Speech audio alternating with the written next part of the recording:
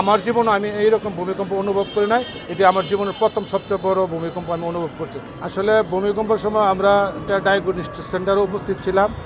যখন ভূমিকম্প শুরু কাঁপনি শুরু হয় তখন আমরা বেশি একটা অনুভব করি না। যখন বিল্ডিংয়ের যখন চুরমার ভাঙচুরের শব্দ আসে তখন আমাদের রোগী এবং আশপাশের যত হাসপাতাল আছে সমস্ত রোগী দৌড়াদৌড়ি করে রাস্তায় নেমে আসে এবং প্রাণের ভয়ে সবাই আজ থেকে অনেকে আঘাতপ্রাপ্ত হয়েছে এবং অনেক খবরও আসছে যে আমার বাসার মধ্যে আসবাবপত্র ছিল এইগুলো ভাঙচুর মানে সানসেট থেকে পড়া অনেক জিনিসপত্র ভাঙ্গা গেছে এবং বড় ধরনের কোনো আঘাত হয় নাই। এটা আমরা আসলে নিশ্চিত।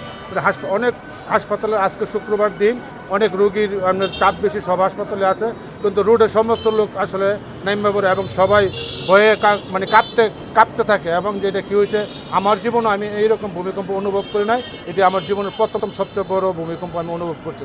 অনুভূতিটা এমনটা ছিল যে যখন আমি আমার যে নিজস্ব চেম্বারে বসাছিলাম চেয়ার এবং আজ পর্যন্ত আস্তক যে ভূমিকম্প আমরা অনুভব করছি, এত বড় ভূমিকম্প আসলে বাস্তবিকভাবে শারীরিকভাবে অনুভব করি নাই।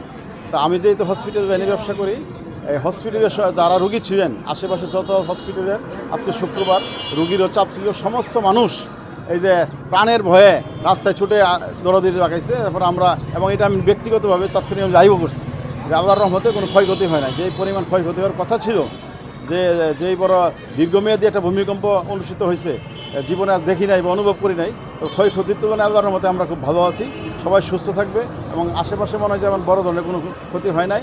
এই মানুষ ছাত্রছাত্রী বা বিভিন্ন উচ্চতর ভবন থেকে যারা ওই দৌড়াদৌড়ে নিচে নামতে গিয়ে কিছু আঘাত পাইছে, এই ধরনের নিউজ আমরা পাচ্ছি হসপিটালে। আর এমনি বড় ধরনের কোনো হসপিটাল হয় নাই।